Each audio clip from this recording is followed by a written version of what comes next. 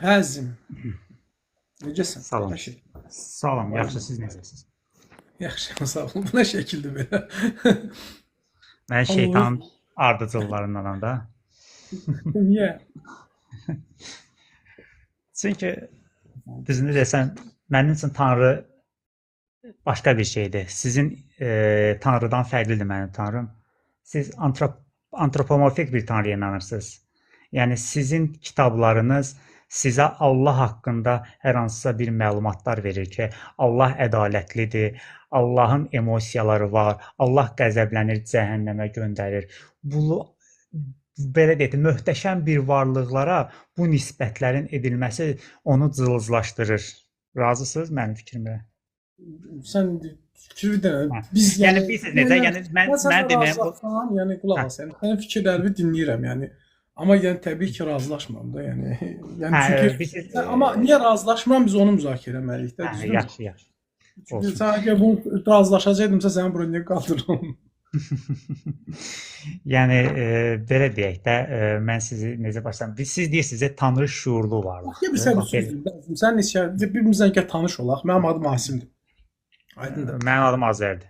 Azərdir. Mənim 42 yaşım var. Sənin nə qədər yaşın var? Sadəcə tərəf müqabilində 26. 26. Cavansız, cavansız, hə. Bax, yəni Siz belə cavansınız. 42 elə böyük yaş deyil. mən özümü cavan sayıram. 42 çünki 42 olsam, 50 olsam da özümü cavan sayıram, amma yəni sadəcə maraqlıdır mənə. Yəni bir gənc kimi, yəni məndən gəncsiniz də, düzdürmü? 26 yaş, yəni mənim oğlumun 20 yaşı var da, belə deyək də təqribən. Və mənim üçün yəni açığım deyim, səmimi olaraq deyim ki, yəni cavan bir insanın, ölkəmizdən olan cavan bir insanın bu cür fikirlərdə olması mənim üçün yəni xoş deyil. Amma yəni belə deyək də, yenə də mən sizinlə söhbət eləmək üçün qapıları bağlamıram. Sizə aqressivlik göstərmək istəmirəm. Əksinə, sizlə daha mehriban olmaq istəyirəm. Bunları deyim sənə. Yəni Azər, bax sənə bir söz soruşum da. Sən hansı institutda oxumusan əzizim? Mən Avropada yaşayıram, Azərbaycanda yaşamıram, yəni. Mən də Avropada oxumuşam, yəni Amerikada yəni təhsil almışam. Hə, mən Sapienza Universitetində oxumuşam. Hə. Hardadır o? Fransadadır. Yox, Romadadır, İtaliyadadır. Romada, İtaliyada. Nə üzrə oxursan əzizim? İqtisadiyyat üzrə. Hə, şimdi mənlə mən həm iqtisadiyyatı qurtarmışam, həm də mühəndislik qurtarmışam. Sadəcə baxım. Deməli, yəni sənin sahən, mən nəyə görə bunları soruşam? Sənin sahən fəlsəfə, yəni biologiya, din deyil də. Yəni sən özün müəyyən bir araşdırmalar eləmisən də, düzdürmü? Bilirsiniz necədir? Mən müsəlman deməyək, yəni aləmdə cəmi bir müsəlman var, digərləri müsəlman deyil. Belə müsəlman cəmiyyətində doğulmuşam, Azərbaycanda doğulmuşam. Xristianların içində böyümüşəm və hər iki dini qarşı mən hər iki dini də oxumuşam. Xristianlığın da kitabını oxumuşam, Bibliyası, İncili, yəni köhnə əttik, yeni əttik olan Quranı da oxumuşam. Quran millət yoxdur, Quran bir. Köhnə Bibliya barəsində. Hə, bəli. Yəni siz araşdırmışam və oxuduğum şeylərdən özüm analiz etmişəm ki, bəli, belə bir tanrı ola bilməz, çünki bu tanrı antropomorfikdir. Tanrıya sifət antropomorfik deyəndə, məsəl üçün bu terminlər var. Bir dənə sizə sizdən böyük kimi yəqin tövsiyəmiz qəbul edərsiniz. Bu ümumiyyətlə bu terminlər var, yəni. Bu terminlər ümumiyyətlə bir çox insanlar elə bilirlər ki, terminlər həqiqətlərdir. Terminlər sadəcə müəyyən insanların özlərini fikir, yəni ifadə etmə formalarıdır. Üzr istəyirəm, antropomorfik, yəni insana bənzər bir tanrıdır. Yəni bu termindən, yəni termini deməklə, yəni bax siz bir dənə sizdə mən nəyə görürəm?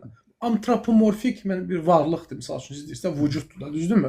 Yəni və siz ondan sonra deyirsiniz ki, fikirləşirsiniz ki, bu həmin o siz qoyduğunuz standarta tanrı uyğun gəlir və ona görə də mən o standarta bunu qəbul etməliyəm. Bəli.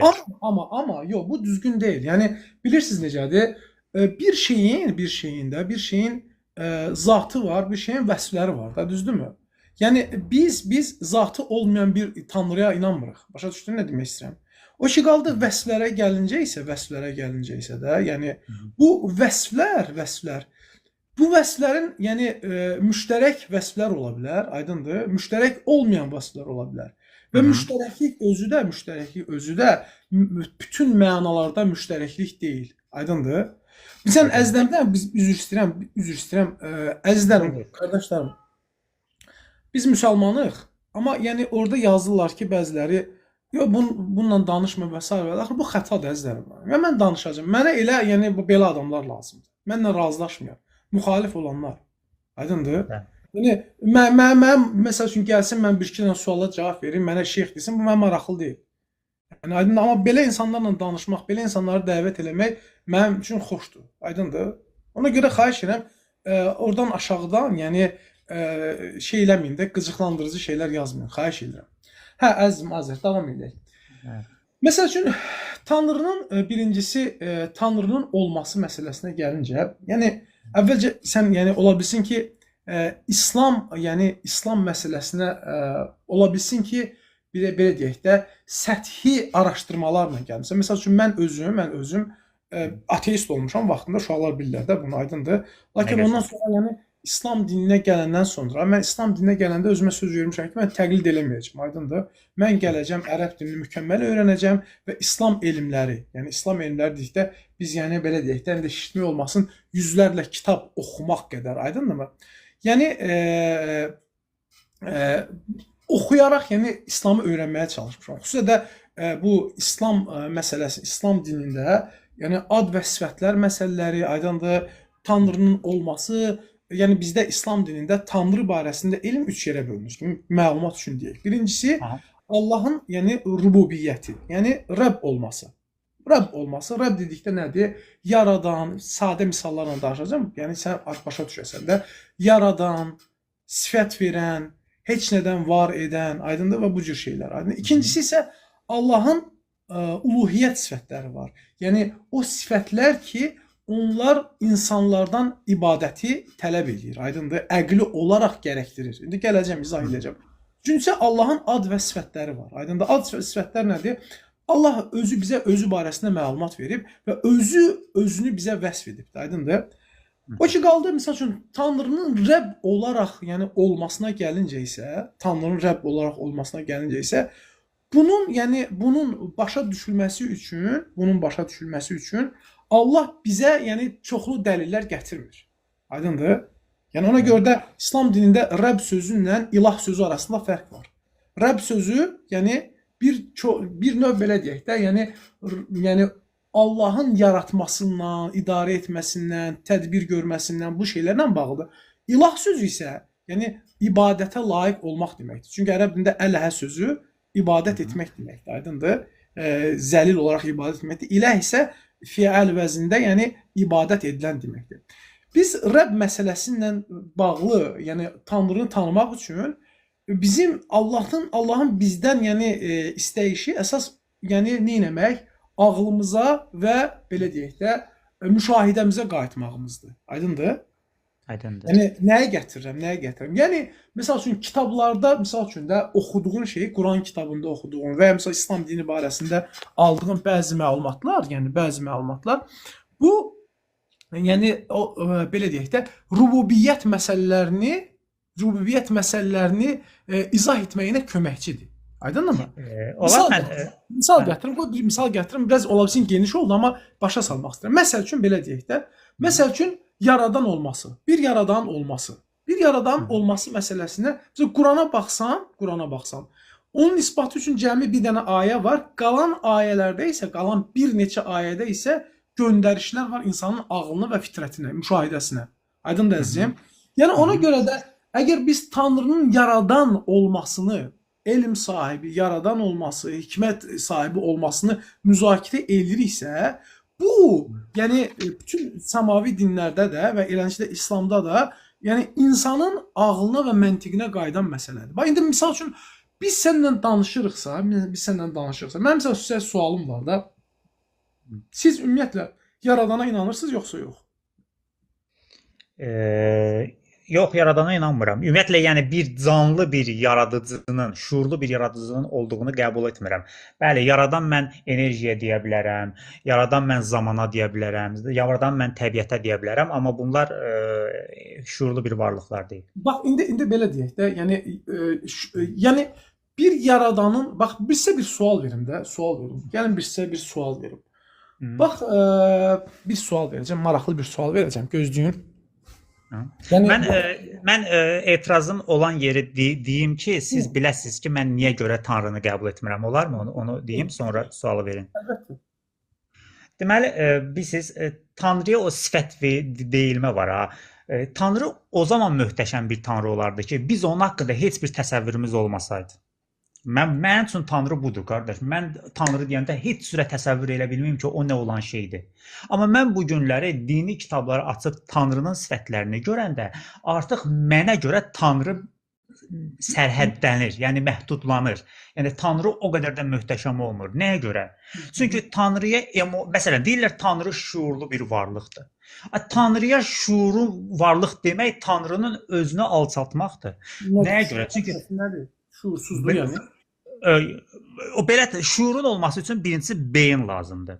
Siz əgər Tanrı bir şuurlu varlıqdırsa, o zaman Tanrının beyni var. Beyni olan hər bir varlıq isə ölümə məhkumdur. Yəni bu görürsünüzmü nə qədər Tanrı cılızlaşdı? Yox, bilirsiniz. Gəlin bir də üzr istəyirəm, çox üzr istəyirəm. Baxın, Tanrı şuurlu varlıqdır deməkdənsə, siz deməlisiniz ki, şuurun özü Tanrıdır. Bu fərqli şeylərdir. Bitirdin əzizim. Buyur, davam edin. Ümumiyyətlə Tanrı şuurlu varlıq demirlər. Bizdə elmli var. Birinci biz nə deyirik? Tanrıya vəsf edəndə Allaha elm və hikmət, yəni sifətlərini vəsf edirik. Aydındır? Şuur məsələsi insanla bağlı məsələdir. Consciousness deyirlər ona.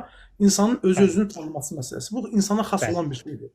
Bütün məxluqlardan Tanrıda da var həmin şuur. Tanrıda elm var və hikmət var. Aydındır? Tanrının şuuru var Tanrıda. Şuur dedikdə, bax qulaq as, sən terminlərlə danışırsan, başa düşürsən, özündə, beynində bir həqiqətlər təsəvvür edirsən, aydındır, hardansa da, nədəsə oxumusan, aydındır, mən orasına girməyəm, aydındır. Və o, yəni o standartları artıq nə edirsən, Tanrını müqayisə edirsən, olar, olmaz, aydındır. Yəni bir növ deduktiv nöqteyi nəzərdən yanaşırsan. Sən beynində bir şey təsəvvür eləmirsən. Bax qulaq as, biz belə deyək də, birinci sən məsələni Tanrının elmli olması labüddür yoxsa yox? Belə sual verim də sənə. Labüddür üzrə nə deməkdir? Vacibdir yoxsa yox? Məncə vacibdir. Tanrının elmli olması mənə görə vacib deyil. Elmsiz olmalıdır. Yəni Tanrının Yox. Tanrı dediyin şey, ümumiyyətlə yaxşı, sən Tanrı dediyin bir şey var da. Tanrı dediyin bir şeyin elmi var yoxsa yoxdur? Olmamalıdır. Olmamalıdır Tanrının elmi. Yəni indi qulaq as, sənə bir söz deyim də. Mən sizə bir suallar verim. Siz bilirsiniz necədir? Elə bir, yəni sizin üçün ümumiyyətlə də həqiqətlər hansı meyarla ölçülür? Həqiqətlər meyarla ölçülür deyəndə ki, qardaş, bax səninlə mən söhbət edirik də, düzdür? İkimizin arasında, yəni bir-birimizi başa düşəcək bir meyar olmalıdır da, düzdürmü? Yəni məsəl üçün ağıl, məntiq, düzdür? Zəruri elm, yəni common sense deyək də belə də, yəni hansı ki məntiq deyək də belə deyək də, rasional bir yanaşma olmalıdır, düzdür? Bəli. Sizin misal üçün də müəyyən bu araşdırma, analiz etmə qabiliyyətiniz də bir insan olaraq, yəni mənimkinlə az çox eyni cinsdən olmalıdır, düzdürmü? Ola bilsin kimdəsə səndə çox ola bilər. Mən deyim də hansı növ şeyləri qəbul edirəm. Elmi şeyləri qəbul etmirəm. Mənə görə elm tam başqa bir sahədir, inanc tam başqa bir sahədir. Tanrını yalnız məntiqlə və fəlsəfə ilə axtarıram. Yəni hardasa razılaşdır, rasional yanaşma olmalıdır, düzdürmü? Bəli, rasional yanaşma. Rasional yanaşma olmalıdır. Ya məntiqlə də zəruri elm deyək də, zəruri elmlə, düzdürmü? Bəli. Baxın, indi mən sizə, gəlin biz yəni belə deyək də, Tanrının mən dediyim sənə də atributlar bölək də, Tanrı deyilən şey, yəni bizim İslam dinindəki Tanrıdan danışıq da, düzdür? Mən sizi, yəni İsa Məsihə çağırmıram da, aydın və mən müşriklərin Əlilahdan danışırsınız, Əlilahdan, Allahdan danışıram, aydın yaradandan. Bunun belə deyək də, vəsfləri desək, birincisi bunun, yəni yaradan olması, aydındır. Biz onun yaradan olmasını, yəni fikirləşməliyik də, əgər doğrudur, səhvdir. İkincisi onun, yəni doğrudan da ibadətə layiqdir, layiq olmaması məsələsini danışmalıyıq. Üçüncüsü də keçməliyik bunun özünü vəsf etdiyi məsələlərin doğru və yanlışlıqlarına baxmalıyıq. Düzdürmü? Yəni bu üç yerə bölsək məntiqlə əhatə eləmiş oluruq yoxsa yox? Bəli, hardasa məntiqlə əhatə eləmiş oluruq. Yəni mən istəyirəm ki, bilirsiniz necədir? Məsələlər indi şey oxuyursan da, indi economics oxuyursan, orada first principle, misal üçün yanaşmasını bilirsən də, first principle bilirsən nədir? Bəli, First bəli, principle bəli. nədir? Bir məsələni dərk etmək üçün onu elementlərə bölüb, ondan sonra hər elementi araşdırıb, ondan sonra keçmək nəticələrə, düzdürmü? Bax, indi Bəli. mən sizə bir adi məntiqlə bir söz soruşurum. Əlimdəki nədir? Əlinizdəki notebook deyil o. Yoxsa? Notebook. Və Bəli, bu bəli. notebooku gördükdə məntiqi olaraq siz bunun arxasında mühəndisin, dizaynerin, yəni ağıl sahibinin, elm sahibinin olduğunu təsəvvür edirsiniz yoxsa yox? Təbii, əlbəttə ki. Hə, yəni indi bu misal üçün notebook olmasın, maşın olsun. Aydındır? Düzdürmü? Fərq etməz də. Və misal üçün Nitaş Taryakal olsun. Yəni belə deyək də, başqa planetdən gələnlər var da. Gəldik qabağımıza bir dənə yer üzərində olmayan bir yəni şey gördük də, bir piramidə oxşayan, nə o Stargate kinosuna baxmısınız, piramida var, uçur belə. Bəli, bəli. Ondan çıxdı qabağımıza. Belə bir şey görsəz, deyərsiniz ki, bunun yəni bir dizayneri var yoxsa yoxdur? Deyərsiniz, deməzsiniz. Təbii ki, deyərəm ki, dizayneri var. Yəni ümumiyyətlə gözünüzlə gördüyümüz hər bir şeyin dizayneri. İndi biz misal üçün belə deyək də, həyatın mənşəyi barəsində məlumatınız var. Həyatın mənşəyi, bəli, azdan çoxdan bilirəm. Həyatın mənşəyi barəsində, kainatın mənşəyi barəsində olsun və ya misal üçün yəni insanın, məxluqun da belə deyək də, üzvü varlıqların, canlı varlıqların mənşəyi barəsində hansı olsun, gəlin birini seçək və onun barəsində danışaq. Fikir aparaq da, fikir mübadiləsi. Hansını seçək? Ürəyiniz hansını istəyir, seçin, danışaq. Kainatın misal üçün yaranması, kainatı götürək də, mənşəyini götürək, düzdürmü? Big Bang-dən danışmaq. Siz Big Bang nəzəriyyəsini qəbul edirsiniz, eləmirsiniz. Mən misal üçün mənim üçün fərqi yoxdur, yəni amma belə deyək də, qəbul olsa da, olmasa da, yəni yenə o barədə fikrim vardır. Yəqin ki, qəbul. Bəli, Big Bang nəzəriyyəsi, bəli, indiki, yəni bugünkü dövrü, yaşadığımız dövrə qədər ən tutarlı nəzəriyyə olduğu üçün bəli, onu qəbul edirəm. Amma mən elmə də skeptik yanaşıram. Çünki elmin metodologiyası var. Onlardan biri də yanlışlanmadır, inkişafdır. Yəni təkamüldür, elm də təkamül edir. Sabah elə bir nəzəriyyə çıxa bilər. Yox, sabahdan biz qulaq as da. Misal üçün bugünkü günə bəli Big Bang-ə hazıram. Yəni bugünkü gün Big Bang-ə qəbul edirəm. Mən yenə dedim axı, mənim özüm şey yoxdur, Big Bang barəsində danışıram. Tutaq ki, belə deyək də, bir nədənsə başlayıb da kainat. Çünki bəli, təbii ki. Başlamasaydı nədənsə, indi biz heç nə görməzdik də, düzdürmü? Bəli. Yəni təsəvvür eləyin, yəni yəni bu Big Bang nəzəriyyəsini deyənlər də, yəni Hamilton və digərləri deyirlər ki, bu yəni genişlənir də. Yəni genişlənməkdən tutublar, başa düşüblər ki, bu bir nöqtədən başlayıb. Baxırlar ulduzların, yəni təcrübə aparıblar, görürlər ki, o ulduzların müşahidə zamanı spektrlər, rəng spektrlər dəyişir. Və başa düşüblər ki, bunlar birbirindən uzaqlaşırlar. Uzaqlaşdığına görə, yəni nə olur? Bu şey, yəni fenomen baş verir. Gəlin belə deyək də, bir nöqtə heç nədən, yəni heç nəlikdən nəyəsə keçmək var da, düzdürmü? Ona qədər Big Bang deyilir ki, heç nədən nəyəsə keçmək var. Yəni əgər burada yanlışlıq var. Başlanğıc var da, başlanğıcdır. Yəni nə adını nə qoyursan qoy. Başlanğıc var, düzdürmü? Başlanğıc. Düzdürmü? Razısan yoxsa yox? Bir şey başlanğıc. Gəlin belə deyək də, elm bugün Big Bang-dən əvvəlki şeyləri hələ də açıqlaya bilmir. Yəni buna hələ bu başlanğıcdır da, başlanğıcı var yoxsa yoxdur? Düzdür? Başlanğıc. Təbii ki, hər bir şeyin başlanğıcı var, söhbət yox. Bu Big Bang özü bir başlanğıcdır. Yəni fərz edək ki, belə bir nəzəriyyə var, özü başlanğıcdır. Və bizim rasional düşünməyimiz, hansı ki bütün sahələrə tətbiq elədiyimiz düşüncə tərzimiz nədir? Düşüncə tərzimiz başlanan bir şeyin səbəbin olmasıdır da, düzdürmü? Səbəb və nəticə.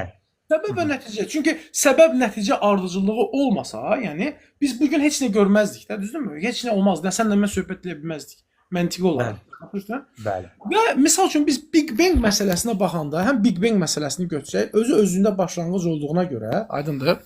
Həmçinin bir dənə üzr istəyirəm, mən telefonu belə qoyum, mən biraz rahat danışıram. Narahat. Benim ağrır. Mənə bir saniyə vaxt ver.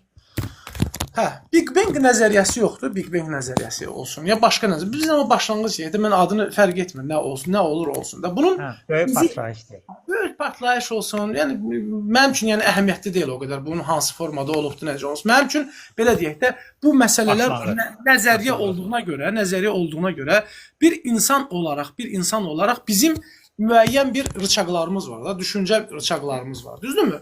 Bu düşüncə rıçaqları da Yəni biz o düşüncə rıçaqlarından kənara çıxmamalıyıq. Çünki kənara çıxdığımız zaman artıq nə baş verir? Biz məntiqsizliyə düşürük də, məntiqsizliyə və ya ümumiyyətlə düşüncəsizliyə. Çünki düşüncənin özü bir prosesdir də. Həqiqətlər nədirsə bizim bu düşüncə tərzimizdən kənara çıxmamalıdır. Düzdürmü?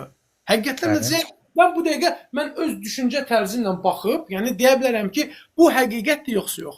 Deməli Big Bang məsələsi olmasın, yəni ilk partlayış olsun, başlanğıc olsun. Biz buna baxdıqda, buna fikirləşdikdə birinci, yəni kosmoloji dəlil deyilən bir şey var da, səbəb-nəticə ardıcıllığı da, aydındır mı? Yəni və fəlsəfənin özündə bir, yəni ardıcıllıq var. Məsəl üçün birinci müqəddimə gəlir, sonra nəticə gəlir. Aydındır? Birinci müqəddimə odur ki, hər başlanğıcı olan şeyin bir səbəbi var. Düzdür? Bununla sən mən razılaşdıq, düzdürmü? Razıyam. Bir səbəbi var. Kainatın başlanğıcı var, düzdürmü? Bundan da razılaşdıq, düzdürmü? Və məntiqi nəticə nədir? Deməli, kainatın da səbəbi olmalıdır. Çünki başlanğıcı olan cinsdəndir. Başa düşdün? Düzdürmü? Bəli. Deməli, kainatın nəyi var? Bir səbəbi var. Aydındır? İndi biz bu səbəbə baxırıq.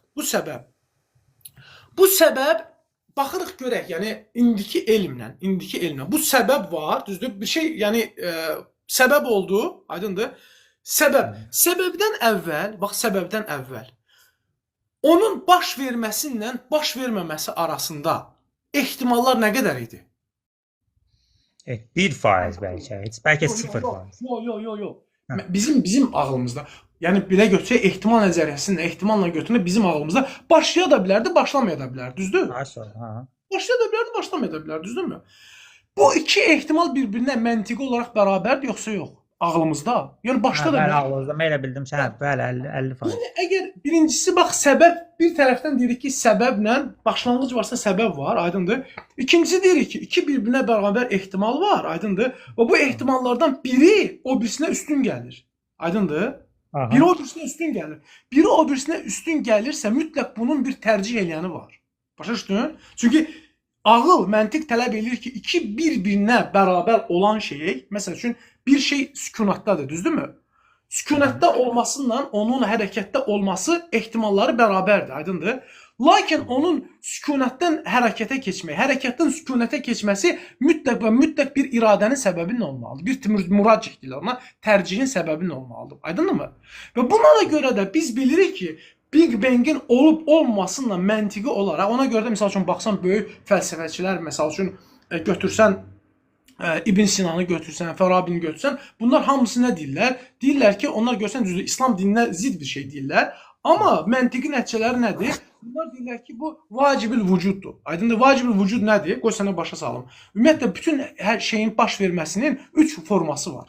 Birincisi vacib forması var, ikincisi mümkün forması var, möhtəməl forması var, üçüncüsü müstəhil forması var. Aydındır, müstəhil, yəni mümkünsüz forması var. Müəyyən bir şeyi əgər məntiqi olaraq biz bilirik ki, aydındır, bu məsəl üçün də hərəkət eləyirsə bir şey, artıq sükunatdan hərəkətə keçməmədən qabaq bunların ehtimallar bərabərdir. Amma artıq hərəkət eləyirsə vacib olaraq bilirik ki, bunu hərəkətə gətirən bir qüvvə var. Başa düşdün qardaş? Və o qüvvə, o ehtimallar bərabər olduğuna görə o ehtimalın fövqunda bir qüvvədir. Aydınmı? Fövqunda bir qüvvədir. Onlarla eyni dərəcədə deyil. Bu birinci məsələ. İkinci məsələ dedik ki, səbəb varsa, başlanğıc varsa mütləq səbəb var. Aydındır, kainatın da səbəbi var. Aydındır. Səbəb baxımından bu səbəbə baxırıq. Deyirik ki, yaxşı, okey, bu səbəb var da. Bu səbəb axı, yəni baxaq görək, bu səbəbdən doğan nəticə, yəni xaotik nəticədir, yoxsa xaotik olmayan nəticədir. Buna görə də misal üçün bu həm xaotikdən də xaotik olmayan. İkisi də ola bilər də, düzdürmü? Nəticəyə baxanda, yəni bu sahəni araşdıran alimlər deyirlər ki, burada 4 dənə sabit var. Aydındır. Birinci gravitasiya sabitidir, ikincisi kosmoloji sabitdir, üçüncüsü güclü nüvə qüvvəsi sabitidir, dördüncüsü maddə antimaddə nisbətidir. Aydındır. Gravitasiya sabiti G, aydındır. Bunun əgər 1 bölünmüş onu 60 dəfə bir-birinə vururuq, yəni bilsən nə deməkdir? 0.59 dənə 0 sonra 1. Qədər dəyişsəydi, onda ulduzlar və galaktikalar yaranmazdı. Bu bir. İkincisi, kosmoloji sabitə gəlincə isə lambda. O deyirlər ki, 1 bölünmüş 10 üstü 120, aydındır. Güclü nüvə qüvvəsinə gəlincə isə buna deyək ki, 0.5%. maddə antimaddə nisbətinə gəlincə isə deyirlər ki 1 bölünmüş 10 üstü 9. Ondan sonra bir sən nə deyirlər? Məsəl üçün astrofizik var. Misal üçün deməli adı Roger Penrose. Bu deyir ki bunların dördünün bir yerdə sabit olması, dördünün bir yerdə baş verməsi aydındır bu dəqiqliklərlə. Bilirsən nə qədərdir? Nə qədərdir? 10 üstü 1 bölünmüş 10 üstü 101.023. Bəli. Aydındır? Yəni bu nə deməkdir? Bu o deməkdir ki, səbəb var, başlanğıc var, nəticə var, aydındır? Nəticə çox dəqiq bir yəni şeyin üzərindədir. Dəqiq bilirsən nə deməkdir? Bilirsən də ümumiyyətlə sıfır deyilən bir şey yoxdur da praktiki olaraq da, düzdürmü? Sən də özün bilirsən də sıfır, yəni bizim hətta kompüterlər yoxdur, kompüterlərdə. Bu məsəl kompüterdə gördüyümüz sıfırlar var ha. Onların öz əslində reallıqda sıfır deyillər də. Aydındır, sadəcə çox kiçik bir yəni şeydir də, bir elektrondur, aydındır. Və mən məsəl üçün 2 dənə düz xətt heç vaxt kəsişmir, düzdürmü? Bilirik ki, praktiki olaraq bu heç vaxt mümkün deyil. Ona görə bizim o sıfır dediyimiz məsələ var ha, sıfır dediyimiz. 10 üstü misal üçün 3, 10 üstü 4, aydındır. 1 bölünmüş 10 üstü 10 üstü 4 kifayət edir ki bu sıfır olsun, aydındır. Zaten bütün kainatda yoxu bizim yəni məişətdə gördüyümüz bütün proseslərdə bu sıfır elə bundan o tərəfə keçmir, aydındır. Amma biz danışırıq ki 11 bölünmüş 10 üstü 10.123. Mən belə 100.123 dedim, 10.123. Bilirsən nə deməkdir əzizim? Bu deməkdir ki, yəni bir şey, yəni yox, mümkünsüz. Yəni bunun mümkünsüzlüyünü insan ağlı da. Məsəl üçün ChatGPT-yə götür yaz. Denən ki, məsəl üçün də 10 üstü 60 yoxdur. Ehtimalı mənim üçün yəni vəsf elə rəqəmlər. Fikir proses şeylə də proses apara bilmir. İlişir, dayanır, aydındır? Yəni bu dəqiqə misal üçün də ən güclü kompüter yoxdur, kvantumla belə də onları götür. Onlar belə onu təsəvvür edə bilmirlər, proses edə bilmirlər. Yəni biz ağlımızın çata bilməyəcəyi, bilirsən necə, əzəmətli bir yəni mümkünsüzlükdən danışırıq ha. Bir var mümkünsüzlük, bir də var yəni qeyri-adi mümkünsüzlükdən danışırıq. Yəni bütün bunları biləndən sonra deyirik ki, səbəb var, nəticə var, düzdür? Səbəb var, başlanğıc var, nəticə var, aydındır? Səbəb özü özlüyündə nədir? Səbəb və bilir ki, böyük partlayışdan qabaq, bir şey də sənə izah edeyim də, böyük partlayışdan qabaq bilir ki, məkan yox idi, zaman yox idi, düzdürmü? Bunu zaten deyirik də, çünki məkan, zaman gördüyümüz, yəni kainatla bağlı bir şeydir, aydındır. Və görürük ki, burada iradə var. Çünki dedik axı, əgər iki şey bir-birinə ehtimalı bərabərdirsə, o iki şeydən birinin ehtimalını o birisini tərcih eləməsi bu ancaq iradə ilə baş verir. O iradə necədir və s. ona getmirik. Biz nədən danışırıq, aydındır? Üstəlik nəticəyə baxırıq, görürük ki, nəticədə, yəni nəticənin də bu qədər dəqiq olması göstərir ki, bu başlanğıcdan o verən var, verən, aydındır? Bu, yəni dəqiq bir nizam verib orada, aydın, dəqiq bir istək olubdur orada, aydındır? İndi bunun arxasında olana, belə deyək də, biz əgər elmlə götürsək, riyazi bir elmlə götürsək, biz bilirik ki, riyazi olaraq o, misal üçün, o nisbəti verən, o, yəni dəqiqliyi verən çox möhtəşəm, yəni elm, yəni belə deyək də, ultimate, yəni sonsuz elm sahibidir. Aydındır? Sonsuz elm sahibidir, zamana sığmır, məkana sığmır, yəni məkanla əhatə eləmir, aydındır? Aydındır? Heç nədən nəsə başlayır, aydındır? Yəni bizim bildiyimiz nə isə, ancaq bu müşahidədən sonra gördüyümüz şeylərdir də, başlayır, aydındırmı? Və ondan sonra isə artıq nə baş verir? Yəni bir maddi bir varlıqlar yaranır, aydındır? Bu kainatın yaranması barəsindədir. Amma misal üçün bu heç dərinə getmirik də, yəni gedirik misal üçün də razılaşırıq ki, bu təkamülçülərlə ilk hüceyrə var ha, ilk hüceyrə. Və ilk hüceyrənin yaranması barəsində də eyni şeylər danışsaq, bilirik ki, ilk hüceyrənin yaranmamasından qabaq o mühit var ha, deyirlər ki, o mühit hansı ki, orada, yəni adını da qoyurlar, abijonik qoyurlar, nə qoyurlar, bir dənə şeylər fərq etməz. Yəni canlıdan cansızın yaranması, cansızdan canlı şeydən, cansız şeydən canlının yaranması aydındır, fərq etməz. Bizə görə canlıdan yaransın, cansızdan yaransın fərq etmir. Zaten bizim əqidəmizə görə torpaqdan yaranır insan, aydındır. Bizim üçün fərq etmir. Məsələ nədən yaranması yox, o yarandıqdan sonra baş verən proseslərin dəqiq qayda qanunlara uyğun olmasıdır. Yəni ora baxanda da. Bilirsən nədən söhbət gedir? Deyirik ki, misal üçün ilk hüceyrə, ən sadə hüceyrədə, yəni hətta təkamüllə deyirəm, amma hələ o birisinə getmirəm. Ən sadə hüceyrə, onun yəni yaranması mütləq proteinlər olmalıdır. Aydındır? Proteinlərin yaranması üçün onun amino turşulardan ibarət olan, yəni onun kodu olmalıdır, DNA olmalıdır. O DNA də onun içərisində, yəni misal üçün mən belə təqribi yəni araşdırma eləmişəm, 148 kilobayt yəni koddur. Aydındır, 148 kilobayt koddur. 148 kilobayt kod bilirsiniz nə deməkdir? Yəni belə deyək də, Amazon saytı yoxdur. Amazon saytının bəlkə də back-endi yəni 148-150 kilobayt olar. Aydındır qardaş? Aydın? Yəni çox böyük bir rəqəmdir. Və orada da ehtimal bilirsən nədir? Öz-özünə heç nədən. Aydındır? Heç nədən o ehtimalı götürmək. O da bilirsən nə qədərdir? 1 bölünmüş 10^160. Ən sadə hüceyrədən söhbət gedir. Onun yaranmasının ehtimalı. Başa düşdünüz? 1 bölünmüş 10^160. O da bilirsən nə deməkdir? Kainatdan eyni atomu, çünki kainatda deyirlər ki 10^80 qədər atom var. 10^80. Mən bayaq 10^123-dən danışdım. Burada isə lap başqa şeydir. Biraz aşağı enirəm. 10^80 kainatda gördüyüm, müşahidə edirəm bütün kainatda 10'u 80 dəfə vursan o qədər yəni atom var. O atomların birini kainatdan 2 dəfə dalbadal seçmə ehtimalıdır. Yəni mümkünsüzün ən mümkünsüzü də bunu elə bir mümkünsüzdür ki, sənlə mən bunu ancaq sözlə deyirik, aydındır, amma təsəvvür edə bilmirik. Və bunu biləndən sonra bilirik ki, başlanğıcı olan mürəkkəb bir mexanizmlər dəqiq bir şeyin üzərindədir. Bunun iradəçisi var, istəyəni var, aydındır, və bunun da kodu yazanı var. Yəni, misal üçün, mən özümdə, indi mən mühəndislik qutarmışam, beynəlxalq iqtisadi münasibətləri, sonra inşaatı qutarmışam, sonra Fransada inşaat təhsil almışam. Onun indi də misal MBA, yəni həvəs üçün oxuyuram şeydə, Illinois Universiteti yoxdur orada. Bundan əlavə də mən kod yazıram. Yəni kodla çox, yəni bağlı da layihələrim var, startaplarım var və s. komandalarım var. Və kod yazmağa çox həvəsli bir adamım. Yazmışam. Misal üçün mən patent iş üçün riyaziyyatda kod yazmışam. Mən kod yazmağın nə qədər mürəkkəb bir şey olduğunu, nə qədər hikmətli, məntiqli şey olduğunu bilirəm. Və mən baxanda ki, ilk hüceyrənin kodu, cəmi ilk hüceyrə nədir? Nə qədərdir? Zərrə qədər də 148 kilobayt yəni kod var orada. Mən başa düşürəm ki, o misal üçün adını şuur qoy, ağıl qoy, elm qoy, nə qoyursan qoy.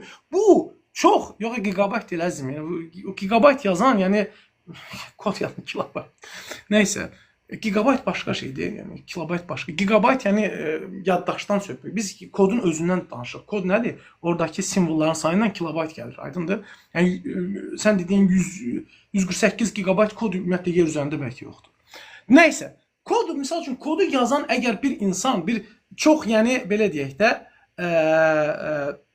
çox, yəni kiçik bir proqramı, aydındır, yazan insan, yəni nə qədər kod yazır, əlləşir və buna deyirlər ki, bu dəhşət elm sahibi, dəhşət güclü proqramistdir və s. və ilaxır. Amma biz deyirik ki, bir hüceyrə var, bir hüceyrə, baba sən bu axlaqsız insana baxın, bunu bloka sarır. Deyir ki, Allahınızı yerlə bir edərəm, Allahın Məhəmmədini çırparam. Sən, yəni bahadur, yəni belə deyək də, çox tərbiyəsiz adamsan, sən üzülürsən, sənə bloka salacaq. Çünki bizim kanalımız səviyyəli insanların, müxalif olsa da səviyyəli insanların yerində, Azərbəy kimi.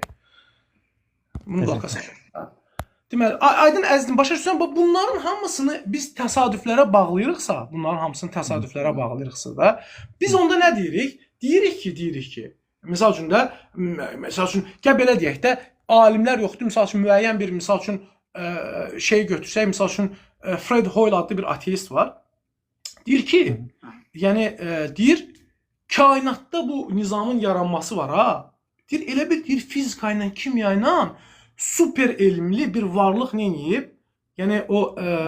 Sintez eləyib, qarışdırır. Oynayır, adjust eləyib, adjust Azərbaycanda nə olur? Yəni, belə də şey yoxdur, misal üçün, şey yoxdur, sintezator zadda olur, dərəcələri qoyursan, basları. Elə bil, onları belə əlləşdirib, oynayıb, bütün parametrləri qoyur ki, bu dəqiqlik yaransın. Aydındır? İndi bunun adını sən nə qoyursan qoy, ona görə də baxırsan ki, məsəl üçün, tənzimləyib, tənzimləyib, qardaş düz dedi. Tənzimləyib. Bunun adını sən nə qoyursan qoy. Biz bilirik ki, bu tənzimləyən, bu maddədən kənardır, aydındır? Maddədən, yəni bu kainatın zamanından münezzəhdir, aydındır. Və üstəlik də dəhşət, yəni elm sahibidir, aydın. Ona görə İslam dinində biz Allahı Allah misal üçün Qurana baxsan, heç bir yerdə misal üçün ağıl sifəti Allaha vəsf olunmuyubdur. Aydındır, ağıl yoxdur, ağıl. Ağıl mələklərə, insanlara vəsf olunubdur, heyvanlara vəsf olunubdur. Amma Allah barəsində Şuurlu varlıq bəs nədir? Şuurlu varlıq. Hə, yox, Allah barəsində nə fəhm etmək məsələsi keçibdir, nə də aql etmək məsələsi keçibdir. Çünki aql məsələsi İslam dininə görə, İslam dinində hətta misal üçün usul elminə baxsan, İslam dinində bir usul elmi var da, qiyas elmi də. Orada nədən söhbət gedir? Ağıl nədir? Ağıl bayaq sizə gətirdik, kosmoloji dəlil vardı, yəni fəlsəfədə. Kosmoloji dəlilin bir analoqudur, qiyas deyirlər buna. Ağıl qiyas edən bir şeydir. Yəni onun bir şeyi var, əsas var, o əsas var. Ondan sonra ona yəni oxşar digər bir şey var. Bu əsasda götürürsən bir yəni atributu, əgər o atribut eyni formada, yəni o digər yəni elementdə də varsa, B elementində də varsa, onda deyirsən ki, bu atribut üzrə olan hökm hər ikisində eynidir, aydındır? Bu ağıl prosesidir, aydındır? Amma Allah barəsində danışanda ancaq elm və hikmət məsələsidir. Hikmət nədir? Elm, bax, elm nədir? Elm vaqi ilə üstə düşən və bütün növ, yəni bildiyimiz elmləri, bilikləri əhatə edən bir məfhumdur. Hikmət isə vaxt deyə tənzimləmək. Aydındır? Bunu bura qoyur, bunu bura qoyur, bunu bura qoyur və bilir ki, bunları qoyduqdan sonra nə olur? Axırda sistematik bir şey alınır. Bildin əzizim? Yəni bunları dedikdən sonra biz misal üçün ona görə də misal üçün Quranı oxuyanda, misal ərəbcə oxuyanda, mən ona görə özümə söz verdim, mən heç kimi təqlid eləməyəcəm, ərəbcə oxuyacağam. Misal Allah Subhanahu taala barəsində, onun adı barəsində Əl-Alimdir, alim deyil. O əl sözü bilirsən nədir? O əl sözü, o əl. Ona yəni artikeldir, belə də ingiliscəsində desən Artikeldir, bəli. Artikeldir. Lakin ümumə və kamilliyə dəlalət edən yəni artikeldir. Mənası bilirsən nədir? Əl-alim o deməkdir ki, bütün elm ən formada başa düşülə biləcək, ən forma təsəvvür oluna biləcək və ondan ötə hər şey əhatə edən elm nədir? Allaha aiddir. Başa düşdün? Yəni onun elmi kamilliklə vəsf olunmuş elmdir. Yəni belə deyək də ultimate, ingiliscəsində bir gözəl ifadə, misal söz desəm, ultimate elm sahibi deməkdir. Aydındır? Əzim. Və bu da baxırsan ki, bugünkü gündəlik elmlər, yəni o insanlar yoxdur, hansı ki bu sahələrlə məşğullar və s. onların da verdiyi, görsən bayaq dediyi, misal üçün o məsəl üçün alimlərdən bəzilərinin adlarını çəkdiyi, misal üçün Fred Hoyle, misal üçün onun verdiyi eyni tərif, aydındır? Ona neyini? Super elm və deyir tənzimləyici, hikmət sahibi, aydındır? Yəni bunu da bunlar necə tapırlar? Bunu da bizim ağıl, yəni mexanizmlərindən istifadə edərək. Bunu burasına qədəri mənə elə gəlir ki, sən burasına qədərini başa düşdün mənə elə gəlir ki. Mən hiss edirəm sən başa düşdün. Bəli, dinləyirəm sizi və başa düşürəm. Yəni burasına qədərini başa düşəndən sonra, burasına qədər başa düşəndən sonra biz bilirik ki, bu yaradan.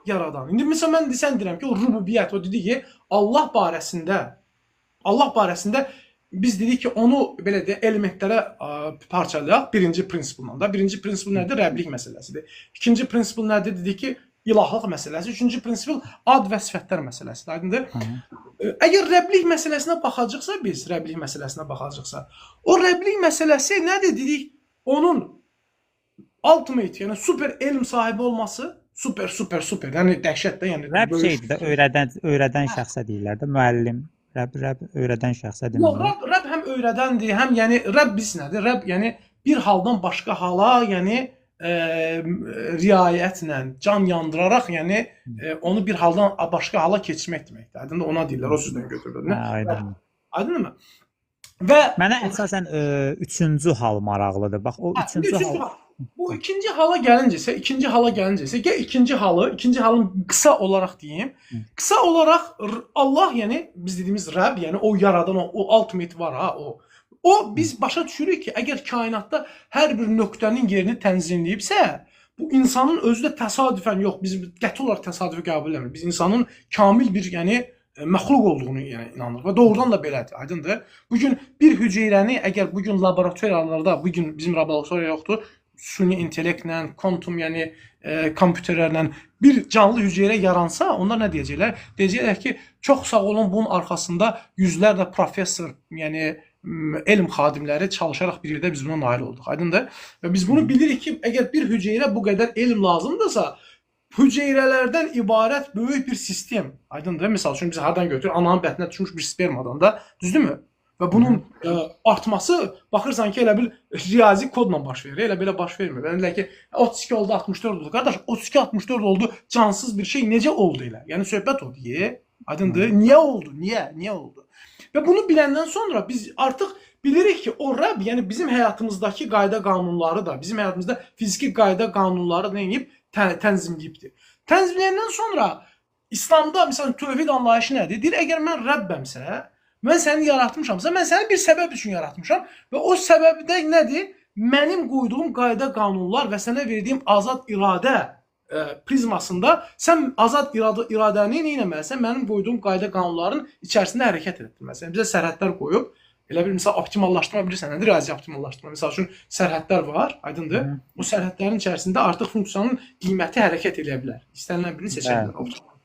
Elə bir sanki buna oxşar bir şeydir. Yəni insanın iradəsi qoyulan sərhədlərin içərisində, indi biz buna halal, haram deyirik, amma geniş prizmadan baxanda əslində yəni insanın azad düşüncəsini, əqidəsini, yəni insanın canını, malını, insanın pulunu və insanın nəslini, namusunu qoruyan bütün yəni qaydalardır. Başqa bundan bu 5 yəni şeydən elementdən kənara çıxmır heç bir qayda. Bunların içərisində azad iradəni elə göstər və mənim qayda qanunuma uyğun ol, mənim dediklərimi eləməyin, elə buna da ibadətdir, aydındır?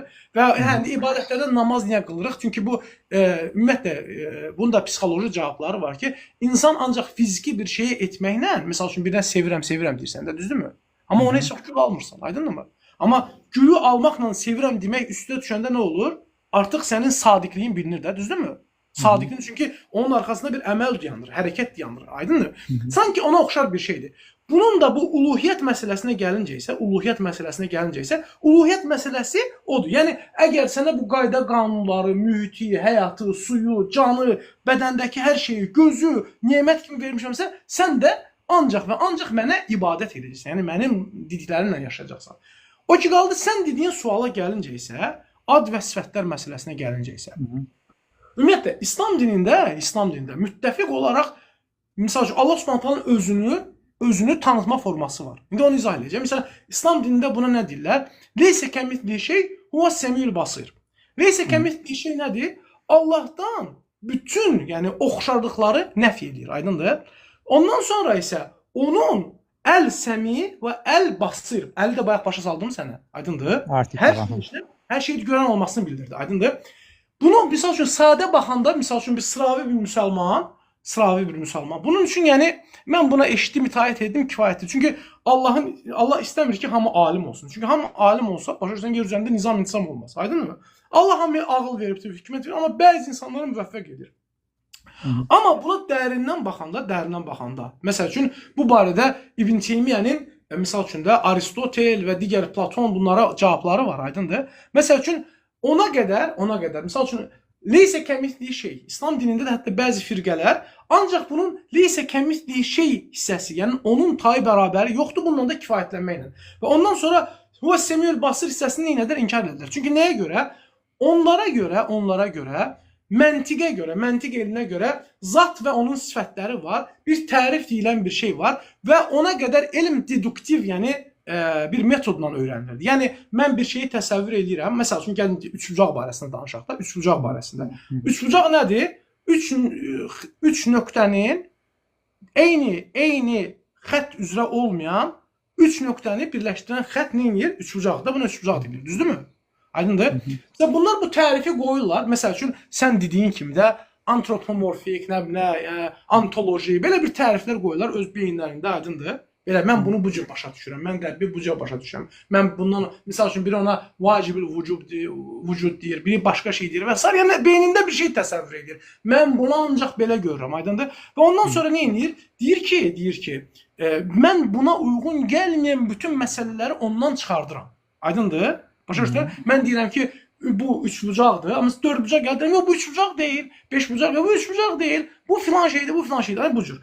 Amma, Yəni İbn Teymiyyə misal üçün onlara rədd verəndə gəlir deyir ki, ümumiyyətlə siz deyir, hər şeyi neyinirsiniz? Nəfyən, yəni inkar, o deduktiv metodla, yəni isbat eləməyə çalışırsınız.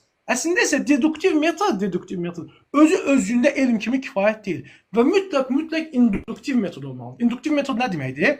İnduktiv metod odur ki, və mütləq nümunələr olmalıdır. Aydındır? Nümunələr olmalıdır ki, o nümunələr həm induksiya, həm deduksiya bir-birindən kəsişəndə insanın artıq o barədə qəti məlumatı olsun. Ona görə də əgər misal üçün də hər şeyə qadir olan, hikməti olan bir Rəbb, aydındır, bayaq dedikdə yaradan, biz bunu fitrətlə bilirik və Quran da yəni nə edir? Misal üçün deyir ki, "Əfillah şəqqun fətris semavat və ard", yəni yerləri və göyü yaradan, göyləri və yeri yaradan, yəni yaradıcı, fatir, yəni heç nədən var edən Allah barəsində mi şübhə var? Və misal üçün deyir ki, yəni baxın özünüzdə ayələr var, dəlillər var və s. Bu cür yəni fitrətə yönəlir. Çünki insan fitrəti ilə bu müşahidə edəndə görür ki, Rəbb məsələsi bunun üçün aydındır. Amma o ki qaldı Allahın özü barəsində məlumatlarına gəlincə isə baxsan misal üçün 99 dənə adını bizə bildirib. Amma İslam dinində biz bilirik ki, 99 dənə bizim başa düşəcəyimiz qədər də ondan çoxu var. Aydındır? Sadəcə onları bildirib ki, əvvəlcə qayda qoyubdur. Deyib ki, onun tayı bərabəri yoxdur. Bu birinci qayda. Sonra isə bizə məsələni dərk etmək üçün təsəvvürümüz olsun deyə, aydındır? Yəni məchul bir şeyə yox. Aydındır? Çünki məşğuliyyət yəni onu yox edir. İnsan ancaq yəni məlumatı olan bir şey barəsində düşünə bilər. Aydınmı? Ondan sonra isə induktiv metodun həm deduktiv sərhədləri qoyubdur. Həmçinin də nə edib? Onun induktiv sərhədlərini qoyubdur. Aydındır, induktiv şeylərini qoyubdur. Yəni nə deməkdir? Məsəl üçün, bax, əgər üçbucağın tərifini verəndən sonra biz bir də bu üçbucağın, yəni üçbucağın o konturları yoxdur, onun üzərində nöqtələri görsək, çoxlu nöqtələr qoyulsa da, biz başa düşəcək ki, bəli, bu təriflə bu yəni nümunələr üstə düşür və bizim yəni üçbucağın doğrudan da üçbucaq olması barəsində fikrimiz tam qəti olacaq. Amma o ki qaldı, mən niyə o sözləri qəbul eləməliyəm? Buna gəlince bu əsas məsələ budur. Niyə misal üçün özü barəsində məlumat verir? Mən niyə bunu qəbul eləməliyəm? Belə bir yəni iradın ola bilər də. İndi məsəl üçün də sən mənə desən ki, mən sənin səsindən bilirəm ki, sən insansan da bu şəkildə gördüyün deyilsən, düzdürmü? Yəni mən nəf metodunla sənin səsindən bilirəm ki, sən insansan. İnsandan kənar və sifətləri səndən nəf edirəm. Aydındır? Deyirəm ki, misal üçün bu ekranda gördüyüm bu Halloween, yəni bu İstər-istəməz beynində bir illüziya yaradırsan. Bəli. İnsan. Amma sənin haqqında daha çox məlumatım olması üçün, sən məsəl üçün mənə desən ki, mənim misal üçün də qara saçlarım var. Düzdürmü? Sən mənə desən ki, mənim boyum 1.80-dir. Düzdürmü? Mənim məgər ondan başqa bir yəni alternativ, inanmamaq alternativim var? Yoxdur. Amma mən sənə desəm ki, Azər, özün barəndə mənə danış. Sən başlayacaqsan mənə, mən qardaşım, məsələn, İtaliyada oxuran bir məlumat verdin, düzdür? Sapiens, səsindən bildim ki, sən adamsan və s. və ilax. Gördün, qəbul edin, düzdürmü? Və Rəbbin də, Allahın da və hikmətli olan, danışan Allahın da o xəbərləri verməsi, insanlara və insanların onu qəbul etməsi, yəni məntiqsizlikdən, düşüncəsizlikdən deyil. Əksinə, yəni bu zaten bundan başqa bir məntiqi bir insanın yəni düşüncə forması yoxdur. Başa düşürsən əzizim? Yəni aydın Bax bir dənə bir şey deyim. Bax Tanrının mən açıram kitabı oxuyuram qardaş. Mən də indi araşdıran adamam da. Açıram oxuyuram. Görürəm Tanrının məqsədi var.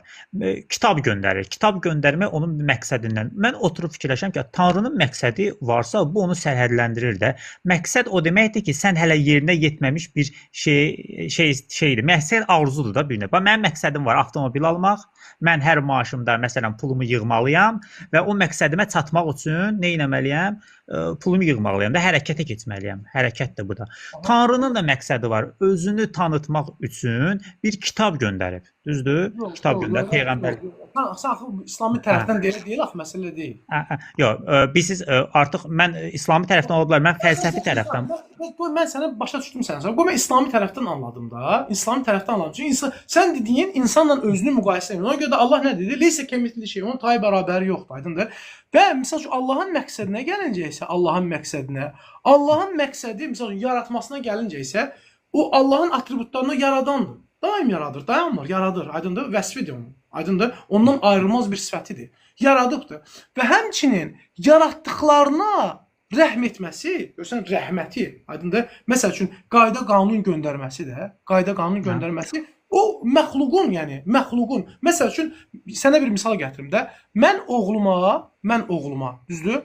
Bir yəni məqsədlə də onu oxuda bilərəm, düzdürmü? Məqsədlə. Deyirəm ki, getsin oxusun, gəlsin, mən özümü tərifləyəcəm cəmaatın qabağında, oğlum filan yerdə oxudu, düzdürmü? Həmçinin də oxudaram onu, deyərəm ki, bəs oğlum atava hoşunda bir maşın al, neynə və s. və ilə axır, düzdürmü? Mən eləsə etiraz eləmərəm, ha, yəni xoş olar mənə, amma həmçinin də oğlumu oxuduram ki, onun rifahı üçün, onun gözəlliyi üçün, onun inkişafı. Aydındır. Tanrının özünü bizə tanıtmağı, mən sizi yaratmışam. Buna nə ehtiyac vardı? Tanrının buna ehtiyacı mı var? Yəni ehtiyac yoxdur. Bu arzudur.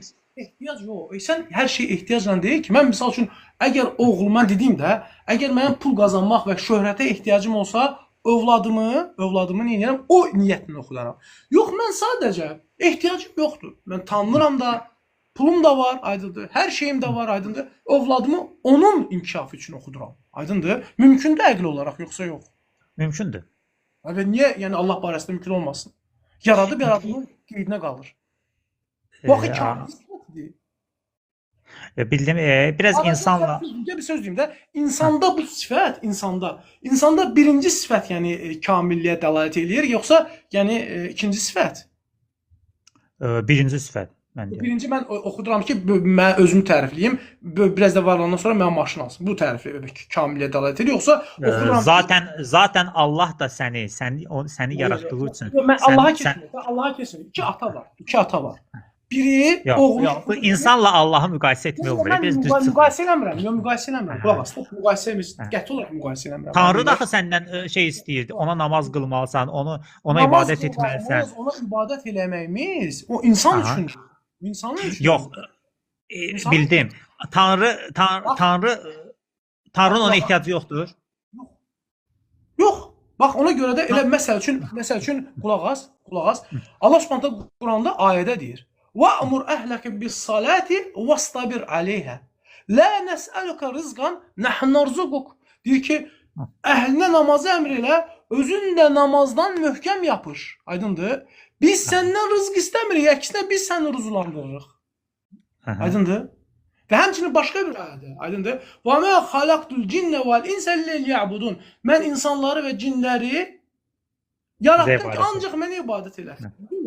Düzdürmü? Zariyat surəsində, aydındır? Bu ayənin davamında eyni mənada, aydındır?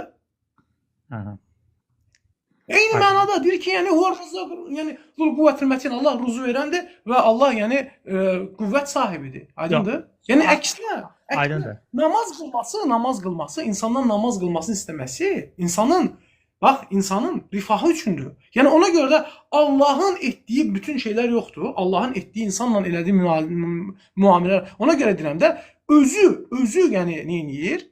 Özü insan, sən necə bax, sən mənə dedin, sən mənə deyirsən ki, Asim bəy, mən İtaliyada oxuram, mən bunu edirəm, mən böyüyəndə mən institutda filan olacağım. Mən səndən eşidirəm də bunu. Mən də çıxıb buradan cəmaat desəm ki, bu Azər tamamilə yəni yalan danışır, bunun niyyəti başqa, düzgün olmaz, ədalətdən deyil. Eləncə də Allahın ehtiyacının olub-olunmasını, aydındır? Biz onun qəsdindən baxmalıyıq. O bizə bu barədə xəbər verib, yox, əksinə deyir ki, bizim rifahımız üçün, bizim hidayətimiz üçün bunları istəyir. Aydındır? Ona görə də mütləq biz nə etməliyik? Referansımızı düzgün seçməliyik ki, o təsəvvürləri düzgün edək.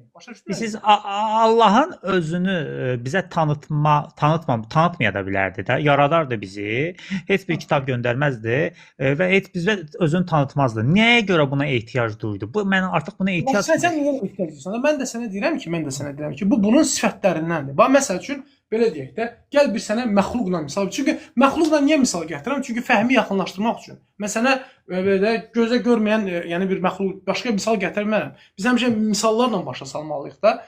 Bax, sən, yəni misal üçün də, sən belə deyək də, görürsən ki, bir insan var. Bunun pulu var. Aydındır? Pulu var. Dəhşət çoxlu pulu var. Aydındır? Pulu var. Heç belə deyək də, heç müsəlman da deyir. Bu xoşdur ki, pulunu paylamağı. Bunun sifətlərindəndir. Yəni deyirlər ki, bu adam pul paylayandır da. Kim yanına gedir, kömək edir. Kim yanına kömək edir, aydındır? Biz yəni bu kömək edən barəsində bunun vəsfi budur da, pul vermək vəsfidir də, başa düşürsən? Bunun vəsfidir. Əgər bunun vəsfidirsə bu, biz buna heç vaxt yəni bu vəsflə tanınıbsa, biz heç vaxt demirik ki, bu yox, bu adamların hamısını sonra əfəllib onları aparıb işlədəcək fabrikada. Belə demirik, aydındır? Deyirik ki, bunun vəsfidir. Hani Allahın da vəsfləri, ad sifətləri var. Allahın ad sifətlərinin daim yaradan olmasıdır, məxluq yaradır. Yaratdıqdan sonra əl-hədi, yəni hidayət verən olmasıdır, yönəldən olmasıdır, Rəbb olması, tərbiyə etməsi olmasıdır, aydındır? Bu bunun sifətlərindəndir.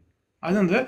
Biz yəni bilirsən necədir? Bizim ona görə də bilirsən bu məsələlərə məntiqi ardıcıllıqla başlayanda gəlirsən bir nəticəyə çıxırsan da bu kosmoloji dəlillə də. Məsəl üçün məsələyə birinci Rəbb olması görürük ki, dəqiq bir yəni yaradan var. İkincisi biz bilirik ki, yaradıb tərk eləməsi əksinə hikmətsizlikdir, aydındır? Çünki baxırıq ki, yaratması da elə insanın ətrafında bir yəni dəqiq bir nizam yaradılıbdır, aydındır? Bunu yəni isbat eləmək də 2-2-dir. Yəni vaxtımız olsaydı eləyərdik. Aydındır? Və bunları biləndən sonra demək ki, yox bu boş-boşuna eləyib ki, aydındır? Bu mümkünsüzdür. Sanki bir robot düzəltsən, qaçsan zibilliyə. Onda belə bir şey deyək də. Yəni tutaq ki, Tanrı bizi yaradıb və Tanrı bizi mühakimə edir. Bizim yaxşı və pis insan olduğumuza görə yox. Onu tanıyıb tanımamağımıza görə. Bir yaxşı insan həyatda yaxşı yaşayıb, həmişə yaxşılıq eləyib, pislik etməyən bir insan Allahı tanımırsa, artıq Allahın gözündə o bir heçdir. Bunun özündə sizə elə gəlmirmi ki, bu ədalətsizlikdir? Sən qoş ayıqmısan. Bax, qulaq as. Heçdir məsələsinə gəlincə, Allahın birincisi özünü tanıtması insanın məsləhəti üçündür. İnsanların yəni yaradılış qayəsini bildirmək üçündür. Məsəl üçün mən təsəvvürün super biristə indi bu süni intellektdə nə etmək istəyirik biz? Biz deyəndə alimlər nə etmək istəyirlər? İstəyirlər ki, ona bir şuur, yəni özünü tanıma şuuru əkləsinlər. Düzdürmü? Aydındır? Mən düzdür buna inanmıram. Yəni bu mümkünsüz bir şeydir. Mənə görə yəni elmi olaraq və fəlsəfi olaraq, məntiqi olaraq bu mümkünsüzdür. Amma təsəvvür eləyin ki, o şey var ya, bu xaricilərin bir dənə kinosu var, Prometheus kinosunun adı nədir? İlk məxluq yaradırlar, düzdürmü? İlk məxluqu yaratdıq, yəni bu başladı. Baxdı sağa, sola, tanıdı, özünü tanıdı. Conscious oldu, şuurlu oldu. Şuurlu olmaq özünü tanımaq deməkdir, aydındır? Şuurlu olmaq elmli olmaq deyil, ağıllı deməkdir. Şuurlu olmaq özünü tanımaq deməkdir. Özünü tanıdı və mən gəlirəm, məntiqdən odur ki, özünü tanıyandan sonra mən yaxınlaşım ona, deyirəm ki, bax, mən Asim Məmmədov, səni düzəldən robotam, sənə şuurluq alqoritmini yazan mənəm, aydındır? Hə. Yəni, sənə bu şuurluq alqoritmini yazandan sonra səndən gözlənilən odur ki, sən, misal üçün, əskərsən, gedəcəksən, neynəyəcəksən, filan Afqanistanda vuruşacaqsan, misal üçün də, aydındır, ya filan yerdə vuruşacaqsan ki, Amerikanların daim can atdığı şeylərdir, düzdür? Yəni, skopu başa salmalıyam da ona, yaratdığım, yəni, məntiqdən kənarda axı mən onu düzəltdim, şuur verdim, ondan sonra o robotu qoydum, qapını da bağladım, ortada fırlanan robotu düşün, aydındır? Gəl tap görüm, nə eləmək lazımdır? Bu skop verməliyəm də, yəni, məntiq, o common sense var, ağıl olaraq. Bir insan səni intervyuya çağıranda, işə çağıranda, bir binaya çağıranda, mütləq deyir ki, qardaş, gəl, xoş gəlmişsən, introduction edir də, düzdürmü? Müqəddimə. Müqəddiməsiz axı, müqəddiməni eləyəndən sonra, buna artıq skopunu verəndən sonra, mən nə edirəm? Özümü də tanıdıram ona. Deyirəm ki, bax, sənin skopun budur, sən əskərsən, sənin işin budur, sən terroristləri, misal üçün, müsəlmanları gəlib qıracaqsan, belə öyrədilər, Amerikanlar kinolarda belə edirlər də, düzdürmü?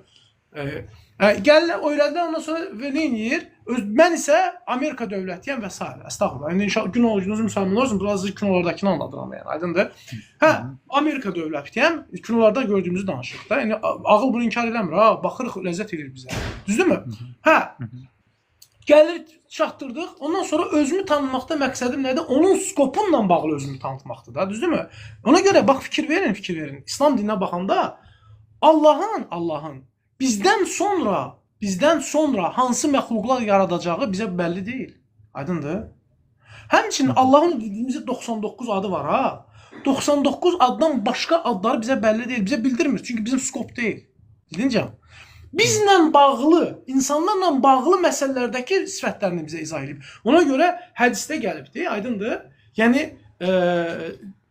öyrətmədiyin adlarınla belə səni çağıram deyə, aydındır. Çünki müəyyən bir adlarını öyrətməyibdir bizə. Çünki ehtiyac yoxdur. Bizim fəhmimizə, bizim ola bilsin ki, proses olaraq biz bunu fəhm eləmirik.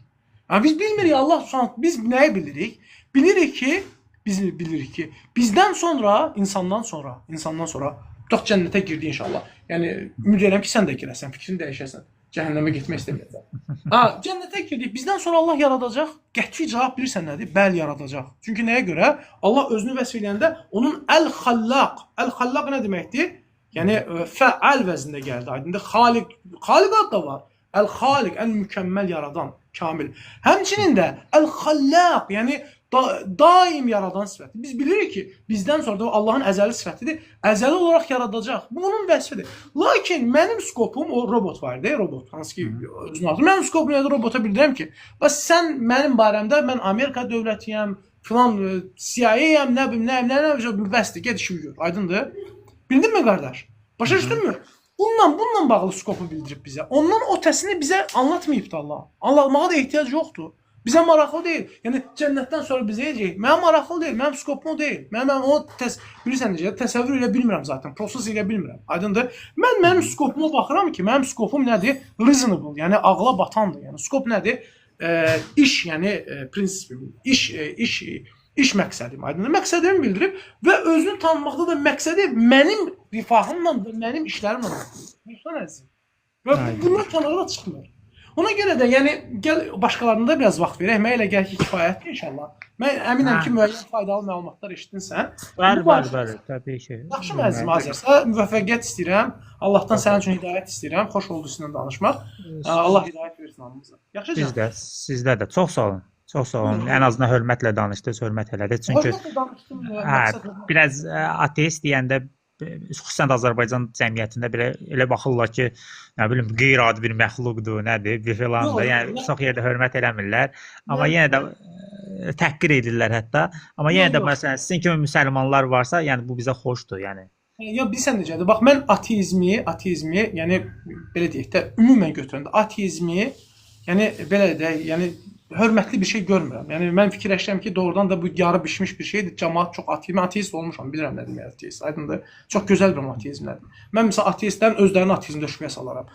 Amma yəni bu konsept olaraq onun əleyhinəyəm. Həmçinin mən Azərbaycan vətəndaşı olaraq istəyirəm ki, Azərbaycanda səni kimi gənc insanlar, yəni institut qarşısına gəlsinlər, yəni və müsəlman olsunlar. Çünki İslam bizi qardaşlıq əmr edir, aydınmı qardaş? Biz indi vətəndaşıq. Mən sənə vətəndaş kimi hörmət edirəm, aydındır? Amma mən istəyirəm ki, sən də bizim qardaşımız olasan, aydındır? Bizim cərgəmizdə olsan. Çünki İslam dininin məqsədi, ali məqsədi yer üzərində, yəni sülhü, islahı bərqərar eləməkdir. Aydındır? Yəni baxırsan bu gün özün də görsən, görəcəksən ki, bu gün elə bir, yəni din yoxdur ki, onlar əsas rəqib kimi özlərinə, din və ya dinsizlik özlərinə İslamı seçməsinlər. Yəni bunu görürsən də, bunu inkar eləməyə yeri yoxdur. Təbii. Bunu bilirsən niyə deyirlər? Çünki İslam dini. Allah Subhanahu taala Quranda Yusuf əleyhissalam dinindən deyir ki: "Ərbabun mutafarriquna xeyrun əminləhi vahidul qahhar." Çoxu rəblərmi xeyirlidir, yoxsa hər şeyi əhatəsinə yəni alan, qahhar olan Allah? Nədir məqsəd? Ona görə İslamın məqsədləri var. Bax, İslamın məqsədlərindən dedim 5 məqsəd var. Bunu yadında saxla. Birinci məqsəd insanın etiqadını qorumaqdır. İkinci məqsəd insanın canını qorumaqdır. Görürsən, etiqadını qorumaq üçün Allah bizə tövhid əmr elədi. La ilahe Muhammed Rasulullah. Hani ikinci əmri nədir? İkinci əmri insanın canını qorutmaqdır. Ona görə də insana müalicə əmri olundu. İnsana özünü öldürmək qadağan edildi, aydındır? Üçüncü əmri insanın ağlını qorumaqdır. İçki, narkotik və s. bunları qadağan elədi. Dördüncü insanın pulunu qoruyur, malını qoruyur. Çünki həyatımız malın üzərindədir, düzdürmü? Yəni kim nə deyir, desin malın üzərindədir. Malı qorumaq üçün də oğurluğa qarşı sərt tədbirlər gördü. Rüşvətxorları lənətlədi, aydındırmı? Və beşinci nədir? İnsanın nəslini, övladlarını, namusunu qorumaqdır. Çünki çox mühüm məsələdir, aydındır? Və baxırsan ki, insana lazım olan bütün məsələlər bu 5 məsələnin içərisindədir. Və Allahın da bunu həm bizim fitrətimizə qoyubdur. Yəni ümumən fitrətimizdə var zaten. Yəni istəyirsən ateist ol, yəni oğurluq pisdir. Görsən çünki fitrətimizə qoyubdur. Amma oğurluqla mübarizə qaydalarını Allah bizə öyrədibdir. Bunun da ən birincisi tövhiddir. Tövhid nədir? Tövhid Allahdan başqa heç bir ibadətə, heç bir ilaha, hətta öz nəfsinə ibadət eləməyi sənə qadağan edir. Aydındır? Şəxsiyyətli olmağı, heç bir təsirə düşməməyi əmr edir. Biz əsl tövhiddən danışırıq, aydındır? Yox, siz hal-hazırda Azərbaycandasınız?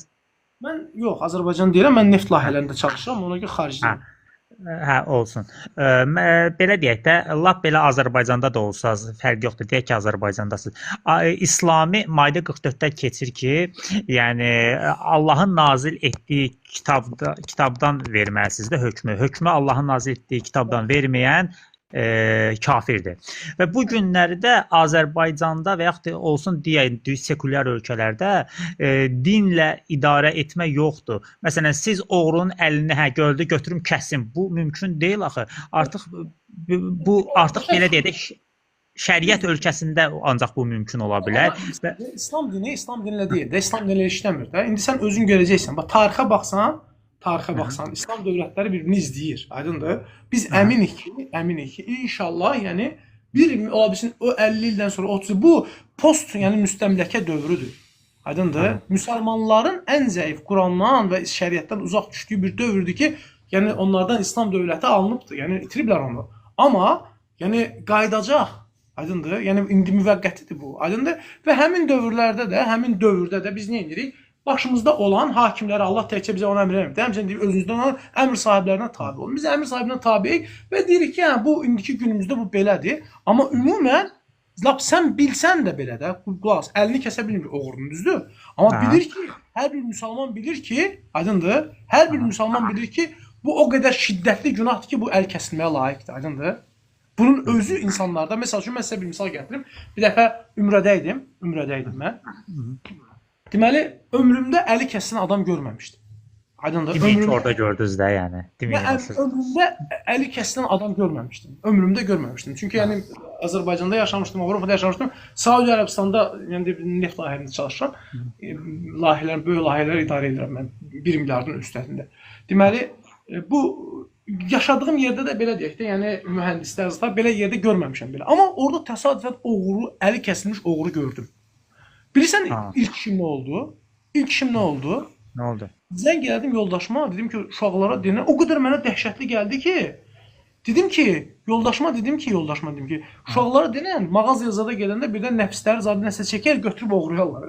Əslində, uşaqlar oğurluq yaşında da deyirlər, uşaqlar, aydındır. Amma ən azı oğurluğun nə qədər pis bir şey olduğunu gördüm mən. Başa düşürsən can? Yəni, və ona görə də, misal üçün, baxırsan, oğru, misal üçün də əli kəsilmiş oğru. Mən görməsəm də mən bilirdim pisdir, amma görəndə, bir dənəsini görəndə, milyondan birində görsən də, yəni neçə illərdir mən burada yaşayıram, bir dəfə görmüşəm ömrümdə. Bu kifayət edir. Və misal üçün zina məsələsini götürək, Zina daşqalaqdır İslama görə, aydındır? Və Peyğəmbərin vaxtında 2-3 dəfə olubdur daşqalaq hadisəsi, o da özlərinin tələbləri ilə olubdur. Yəni, əslində Peyğəmbər deyib ki, get gizləd onu, nəyə gəlmirsən yanıma, get, yəni, aydındır, demə mənə, get, aydındır, o deyib ki, yox, mən istəyirəm, və elə, aydındır. Və bunlarda məqsəd bilirsən nədir? Cəmiyyətin qarşısında publik, yəni cəzadır ki, insanlar bunu görüb ondan qaçsınlar. Bu tətbiq olunmaz. Misal üçün, zina üstündə daşqalaq hadisəsi bəlkə İslam tarixinə baxsan 20-30 dəfə olmayıbdır, yəni 1400 ildə. Başa düşürsən? Misal üçün, indiki günümüzdə ümumiyyətlə olunmur. Amma yenə də biz bir müsəlman olaraq bilirik ki, o günah nə qədər şiddətli günahdır və onun təsirini görürük. Məsəl üçün, sənə bir hikməti başa salım. Yəni, məsəl üçün, bunun hikməti nədir? Allah insanın bədəninə şəhvət qoyubdur. Aydındır? Şəhvət qoyubdur. Şəhvəti niyə qoyubdur? Çünki şəhvət olmasa biz, yəni uşaqlarımız olmaz da lazımdır. Təbii ki, istəyirəm. Çoxala bilmərik də, belə deyək. Çoxala bilmərik, düzdürmü? Yaxınlaşa bilməzsən də yaxın xanımla. Şəhvəti qoymaqla da bizə nə edibdir? Eyni vaxtda nikaha əmr edibdir, aydındır? Nikaha əmr edibdir. Və deyib ki, bu şəhvət ancaq bu nikahın müqabilində olmalıdır, çıxa bilər. Aydındır mı? Və ondan sonra baxın, zina etməyi üçün də bir şiddətli cəzanı tətbiq edibdir və şəhvəti qoymağın hikmətinə indi baxaq nədir? İnsana Allah təkcə, yəni şəhvəti qoymaqla kifayətlənməyibdir. Şəhvəti nə edibdir? Sənə elib ki, sən bədənin istəyirsən bunu. Nikahı sənə məcbur edib, nikahın əksini sənə qadağa elibdir, aydındır? Və bundan yanaşı da o nikahın özündə də sənə nə edibdir? Həyat yoldaşına baxmalısan, aydındır, uşaqlarına baxmalısan, sən nə edibdir? Mükəlləfiyyətlərlə yüklüyübdür. Aydındır mı?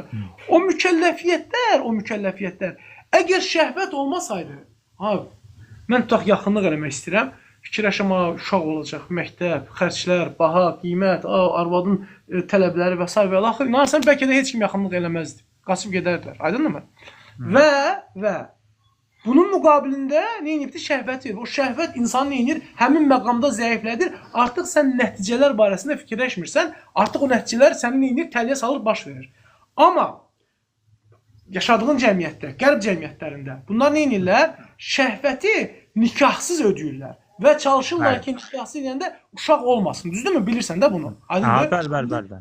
Vur misal üçün Almaniya, vur population of Germany yaz ora. Görəcəksən düz xətt. Frans düz xətt, aydındır. İndi artımlar zatlarda Hollanda düz xətt. İnsanların nəsli kəsilir. Böyük, yəni fəlakətə gedirlər. Düzdürmü? Bəli. Ona görə görsən şəriət ilkin etapda daşqalaq elədin. Nikah, nə boş şeylərdir. Amma baxırsan ki, cəmiyyətdə uşaqların qorunması və ailələrin sabitliyi baxımından görürsən bunun təklif etdiyi o paket var ha, hansı ki insanın həm fitrətindən, həm də qayda qanunlarla münasibdir. Görürsən ki, bunun təsiri başqa şeydir. Aydındır? Mən misal üçün ona görə də bundan da ən birinci tövhidi niyə insanlara əmr edibdir Allah? Niyə İslamla mübarizə aparırlar? Çünki insanın tövhidi ondan sonra bir ki, mən ancaq Allaha cavab verəcəm. Aydındır? Bir gəlib sənə deyir ki, filan kəsin qabağında boynumu yəni zəlil vəziyyətdə durur. Yox qardaş, mən ancaq Allahın qabağında boyun əyirəm. Mən Allahdan başqa heç kimdən qorxmuram. Mən cəzam ancaq yəni kişiliyi də, mərdliyi də deyəndə bilirəm ki, mənə bir dənə sorğu-sualım olacaq, aydındır? Amma yəni məsəl üçün nəfsim məndən pis işəm eləyir. Deyirəm ki, yox, mən nəfsim nədir? Mən Allaha tabe olacağam. Yəni bunun insanların bu 5 məqsəd var. Bu 5 məqsədin İbadət dedikdə tövhid məsələsi əslində tövhid ibadətdir. Amma onların o namaz formasında olması, həcc formasında olması o bilirsən nə üçündür? Çünki ancaq şifahi olsaydı, şifahi məsələlər bilirsən də özün bax da hansı məsələlərdə tətbiq edirsən görsən o məsələ nə olur? Sən misal üçün adi bir işdə də, düzdürmü? Elmdə də. Hansı məsələni fiziki olaraq tətbiq edirsən görürsən ki, o iş nə olur? O işdə sənin artıq elmin nə olur? Kamilləşir. Yəni o məsələlər sadəcə Allahın seçdiyi praktik formalardır. Başa düşürsən? Aydındır? Məsəl üçün namaz 5 dəfə yox, 3 dəfə də ola bilərdi. Aydındır? Namaz məsəl üçün 4 rükət yox, 10 rükət ola bilərdi. Allahın bir hikmətindən seçib onu, məqsədi nədir? Məqsədi o, yəni ona görə bizdə qəlb nədir? İman hardadır? Dildədir, qəlbdədir, bir də əməldədir. Məqsədi bu üç bucağı birləşdirməkdir ki, insan bunu neynəsin? Artıq insanın bədəninə işləsin. Dəyərlər o dəyərə çevrilsin bizə. İnsanın elədiyi hər bir şey dəyər olmur da, düzdürmü? Məsəl üçün şirkətdə işləyirsən, düzdürmü? İnstitutda işləyirsən. Deyirlər ki, yalan danışmaq olmaz. Yəni, aydındır bizim institutda. Bizim institutlarda yəni belə demək. Amma praktiki tədbirlər olmasa, misal üçün yığışırlar, danışırlar, misal üçün xütbənin başqa formasında çıxır, professor danışır və misal üçün hər hansı bir belə deyək də partilər eləyirlər, gedirlər, kampeynlər eləyirlər, pul versinlər və s. Bunlar olandan sonra o dəyərlər görürsən nə olur? Artıq sən doğrudan onu dəyər kimi görürsən. Başa düşürsən əzizim? Yəni İslamda da məqsəd odur, prinsip odur. Yəni doğrudan da baxırsan ki, bu 5 məqsədin yəni təzahür formalarıdır sadəcə. Aydın oldu mu əzizim? Mən yəni çalışdım ki, sənə İslam dini doğru formada anladım ki, yəni biraz yəni daha yəni başqa bucaqdan baxasan inşallah. Yaxşı əzizim? Aydındır. Çox sağ olun, yenə də əziyyət çəkdiniz. Yəni xoş idi sizi dinləmək həqiqətən. Yəni xoş keçdi. Çox sağ olun. Çox sağ olun.